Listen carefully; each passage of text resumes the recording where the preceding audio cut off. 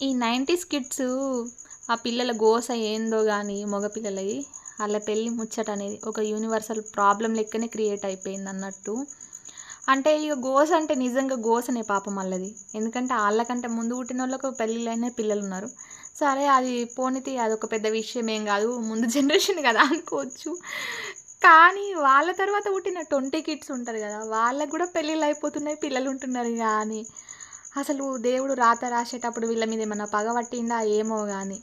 ఈ 90 కిడ్స్‌కి కొందరికి ఇంకా పెళ్ళిళ్ళు కాలేవు పాపం అబ్బాయిలకి కూడా. మా ఫ్రెండ్స్‌లో మా క్లాస్‌మేట్‌లో ఒక అబ్బాయి ఉన్నాడు మా ఊర్లో. ఇంకా వెతికితే దొరకంది ఏముండది అని అంటారు గదా! అట్లా భూతద్దమేసి వెతికితే జాతిరత్నాలు ఇంకా అక్కడ అక్కడ తారసి పడతారు గావచ్చు. 90 కిడ్స్ పెళ్లి గాకుండా ఉన్నోళ్ళు. సో, కొంపదీసి ఈ వీడియో చూస్తున్న మీరు గూడా 90 కిడ్స్ అయితే లేరు గదా! పెళ్లి గాకుండా. సో, మీకైతే తొందరగా మంచి పిల్ల దొరకాలని నేను గూడా కోరుకుంటున్నా.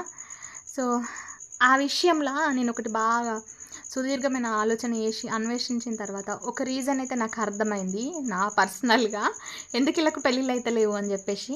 ఇగ ఆ ముచ్చట్లయితే తర్వాత చెప్తా మీకు. ఈ టాపిక్ మీద కొన్ని వీడియోస్ చేద్దామని డిసైడ్ అయినా నేను. ఎందుకంటే నేను గూడా 90 కిడ్‌నే గాబట్టి. హా! ఇంకా వీడియోలోకెళ్తే ఇవాళైతే చికెన్ చేసుకున్నాము.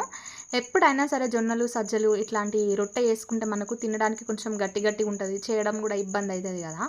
అట్లా గాకుండా ఉండాలంటే ఈ జొన్నలు, సజ్జలు, రాగులు కలిపి మనం ఎప్పుడైతే చపాతీకి పిండి కలిపి పట్టిస్తామో అందులోనే అదొక కిలో, ఇదొక కిలోగా పట్టేటప్పుడు 1 కిలో అయినా, 2 కిలోలైనా సరే గోధుమ పిండి కలిపినామనుకోండి, మనం గోధుమ రొట్టె ఎట్లా చేసుకుంటామో అట్లనే చేసుకోవచ్చు. మంచిగుంటది.